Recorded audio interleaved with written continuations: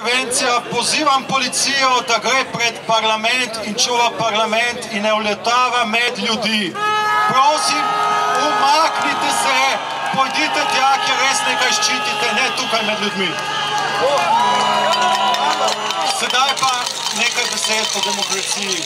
Gospodje, ki sedijo v parlamentu, ki smo mu simbolično obrnili hrbet, nam govorijo, da je demokracija dokončana, da se je zgodovina končala leta 1991, da po predstavniški demokraciji ne obstaja ničesar več. Mislim, da jih moramo malo spomniti na zgodovino. Poglejmo 100 let nazaj. Ali so ženske imele takrat volilno pravico? Niso jo imele. Zakaj? Ker so bile menda preveč nevedne, da bi se lahko ukvarjali s politiko. Danes jo imajo. Ali se je svet podrl? Ne. Svet še vedno stoji in ženske volijo. Še en primer. Pojdimo spet 100 let nazaj.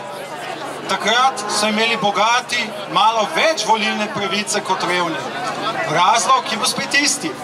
Revni ne vejo, kaj je politika. Zato so bogati v njihovem imenu odločali, kaj je prava politika. Potem, tako kot ženske, so si tudi revni izborili pravico. Ta jim ni bila podarjena. Ali se je svet podrl? Ne. Svet je še vedno tukaj, mi smo še vedno tukaj. Sedaj pa, da ne bomo govorili samo o nas, poglejmo čez Atlantik. V Braziliji so pred 20 leti, točno takrat, ko je nastajala ta država, izvedli en eksperiment. Imenuje se proračun z udeležbo ljudi. To pomeni enostavno to, da se ljudem dovoli, da odločijo, kako se porabi javno denar.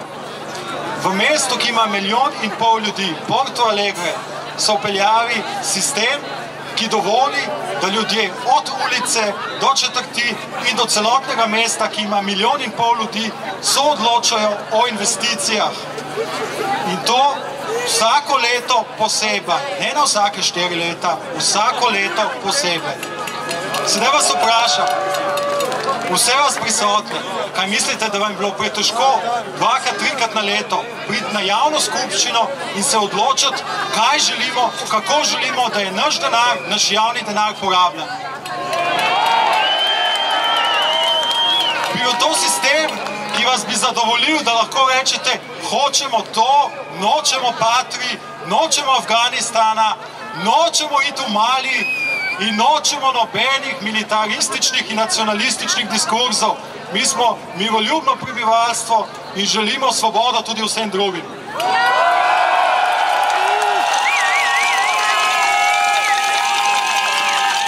Da ne bom predal še eno opozorilo gospoda v tistile stavbi.